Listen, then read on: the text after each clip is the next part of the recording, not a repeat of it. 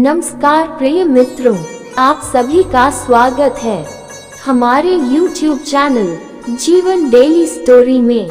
अगर आप लोग हमारे चैनल पर नए हैं तो हमारे चैनल को सब्सक्राइब अवश्य करें और अच्छे कमेंट करें। धन्यवाद। राजा और परियों का आशीर्वाद। दोस्तों, जादुई कहानियाँ और परियों की कहानियाँ हम सभी को अच्छी लगती है।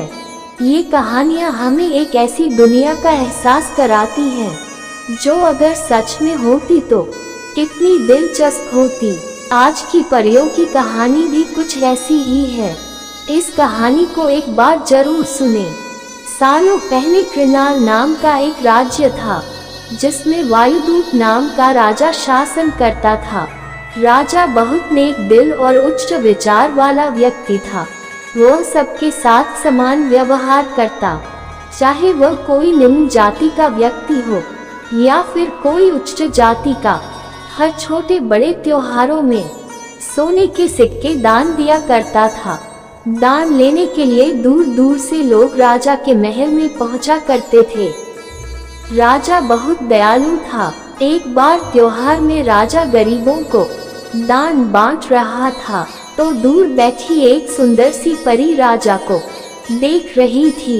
अंत में जब राजा ने दान बांट लिया तो उस परी ने एक बुढ़िया का वेश धारण कर लिया और राजा के पास दान लेने आई। लेकिन तब तक राजा का दान खत्म हो चुका था। राजा ने दान स्वरूप उस बुढ़िया को अपने हाथ में पहने सोने के कड़े उतार कर दे दिए। उस बुढ़िया ने राजा के सर पर हाथ रखकर उसे आशीर्वाद दिया, जिससे राजा अत्यंत खुश हुआ। एक दिन राजा अपने भवन के बगीचे में बैठा हुआ था। वह सोच रहा था, मेरे पास तो सब कुछ है। माता पिता, बेटी, मेरा ख्याल रखने वाली मेरी धर्मपत्नी की बस कमी है तो एक पुत्र की। एक पुत्र होता तो मैं अपने वंश आगे बढ़ा पाता। पता नहीं भगवान ने मुझे इस खुशी से क्यों वंचित रखा। वह अपनी सोच में डूबा हुआ था कि कहीं से उसकी गोद में एक सेब आकर गिरा। उसने इधर उधर देखा कि यहाँ मेरी गोद में सेब कहाँ से आया होगा, क्योंकि जिस बगीचे में वह बैठा हुआ था वहाँ तो दूर दूर तक कोई भी सेब का पेड़ नजर नहीं आ रहा था। तो ये सेब यहाँ कहाँ से आया होगा। तभी राजा को दूर बहुत सारी परियां दिखी। उसमें से एक भूरी आंख वाली परी राजा के सामने आई और उसने राजा को बताया कि जिस बुढ़िया को राजा ने अपने सोने के कड़े दान दिए थे वो परी वही है।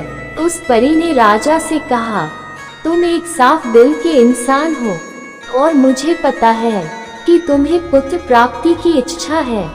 ये सेब मैंने ही तुम्हें दिया है, इसे तुम अपनी पत्नी को खिलाना, जिससे 9 महीने बाद तुम्हें पुत्र रत्न की प्राप्ति होगी।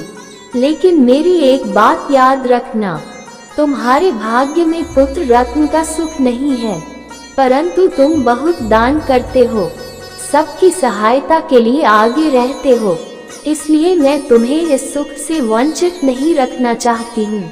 तुम्हारा पुत्र केवल 21 वर्षों तक ही जीवित रहेगा।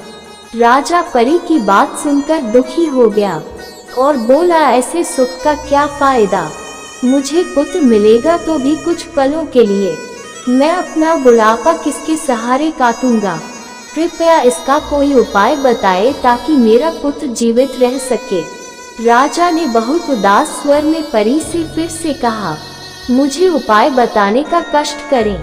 राजा की पीड़ा देख परी बोली, जब तुम्हारे पुत्र की 21 वर्षों तक जीवित रहने के बाद उसकी मृत्यु होगी तो तब तुम उसे एक बड़े से संदूक में रखकर उस संदूक के चारों ओर पानी के घड़े रखकर उस संदूक को किसी को बिना बताए बगीचे में कहीं रख देना। इतना कहकर वो परी वहां से चली गई। राजा भी उदास मन लेकर अपने महल में आ गया। उसने ये सब बातें अपनी धर्मपत्नी को बताई। पुत्र प्राप्ति की बात सुनकर उसकी पत्नी ने वो सेब खा लिया। 9 महीने बाद राजा को पुत्र की प्राप्ति हुई। राजा अपने पुत्र को देखकर इतना खुश था कि वो ये बात भूल गया कि उसके पुत्र का जीवन काल सिर्फ 21 वर्षों का ही है। उसने अपने महल में भव्य आयोजन रखा। जश्न में शामिल होने के लिए दूर दूर से मेहमान बुलाए गए। खुशी में डूबे राजा ने अपने पुत्र का नाम शिव रखा। धीरे धीरे समय बीतता गया। राजा बूढ़ा हो गया और राजकुमार शिव 21 साल के हो गए। राजकुमार काफी अच्छे स्वभाव के थे। उनके लिए दूर दूर से राजकुमारियों के विवाह के प्रस्ताव आने लगे।